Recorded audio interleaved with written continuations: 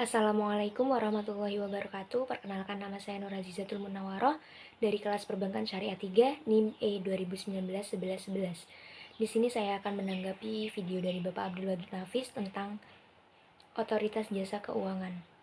Yang pertama, saya akan menjelaskan tentang pengertian otoritas jasa keuangan. Otoritas jasa keuangan atau biasa disebut dengan OJK adalah sebuah lembaga negara yang memiliki fungsi dan tugas dalam penyelenggaraan sistem pengaturan dan pengawasan terhadap industri jasa keuangan secara terintegrasi. Dalam pengawasannya, otoritas jasa keuangan itu mengawasi seperti perbankan, pasar modal, asuransi, dana pensiunan, lembaga pembiayaan, dan lembaga-lembaga jasa keuangan lainnya. Nah, setelah mengetahui tentang pengertian otoritas jasa keuangan, yang kedua kita akan masuk kepada asas-asas otoritas jasa keuangan. Otoritas jasa keuangan itu memiliki 7 asas.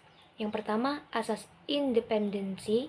Yang kedua, asas kepastian hukum. Yang ketiga, asas kepentingan umum. Yang keempat, asas keterbukaan. Yang kelima, asas profesionalisme. Yang keenam, asas integritas. Dan yang terakhir, asas akuntabilitas. Otoritas jasa keuangan itu memiliki tugas dan wewenang. Tugas yang pertama yaitu mengatur dan mengawasi kegiatan jasa keuangan baik di sektor perbankan maupun non-perbankan. Yang kedua, mengatur dan mengawasi kegiatan jasa keuangan di sektor pasar modal. Dan yang ketiga, mengatur dan mengawasi aktivitas jasa keuangan di sektor asuransi, dana pensiunan, lembaga pembiayaan, dan lembaga keuangan lainnya.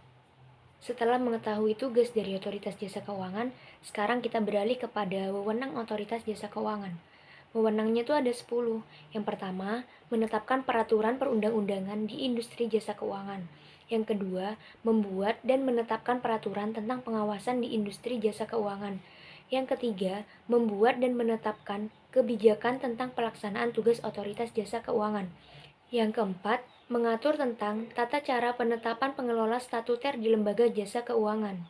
Yang kelima adalah mengatur tentang struktur organisasi dan infrastruktur, serta pengelolaan kekayaan dan kewajiban. Yang keenam, membuat dan menetapkan peraturan tentang tata cara pemberian sanksi berdasarkan peraturan perundang-undangan yang berlaku di sekitar jasa keuangan. Yang ketujuh yaitu membuat dan menetapkan kebijakan mengenai tata cara pengawasan terhadap industri jasa keuangan. Yang kedelapan, otoritas jasa keuangan dapat melakukan pengawasan, pemeriksaan, penyelidikan, dan perlindungan konsumen, dan tindakan lain terhadap lembaga jasa keuangan. Yang kesembilan itu memberikan sanksi administratif kepada pihak yang mendengar peraturan perundang-undangan di sekitar jasa keuangan.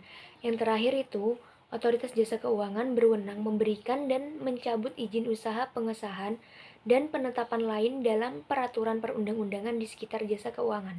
Mungkin hanya itu yang bisa saya sampaikan, kurang lebihnya mohon maaf. Wassalamualaikum warahmatullahi wabarakatuh.